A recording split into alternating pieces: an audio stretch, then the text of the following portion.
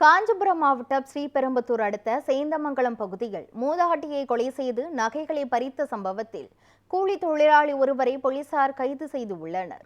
சேந்தமங்கலம் அருகே சென்னை பெங்களூரு தேசிய நெடுஞ்சாலை பகுதியில் உள்ள முட்புதரில் மூதாட்டி ராணி என்பவர் இரத்த காயங்களுடன் உயிரிழந்த நிலையில் கண்டெடுக்கப்பட்டார். மேலும் அவர் அணிந்திருந்த கம்மல், மூக்குத்தி, மோதிரம் ஆகியவை காணாமல் போயிருந்தன. இதனால் போலீசார் இது சாதாரண மரணம் அல்ல, கொலை என சுங்குவார்சத்திரம் போலீசார் உறுதிப்படுத்தினர். இதனை அடுத்து போலீசார் வழக்கு பதிவு செய்து விசாரணையை தீவிரப்படுத்தினர்.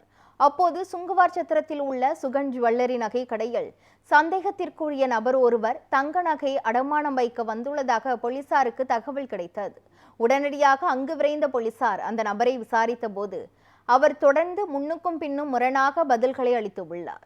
இது காவல்துறையினரின் சந்தேகத்தை மேலும் அதிகரித்தது. அதனைத் தொடர்ந்து சந்தேகத்தின் பெயரில் போலீசார் அவரிடமிருந்த கம்மல், மூக்குத்தி, மோதிரம் ஆகியவற்றை பறிமுதல் செய்து காவல் நிலையத்திற்கு அழைத்து சென்றனர்.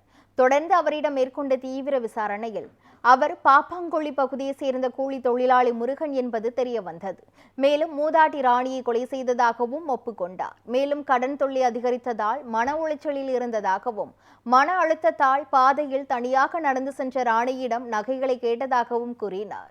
மேலும் மூதாட்டி தர மறுத்ததால் ஆத்திரத்தில் அவரை தாக்கி கொலை செய்துவிட்டு கம்மல், மூக்குத்தி, மோதிரங்களை பறித்து சென்றதாகவும் தெரிவித்தார்.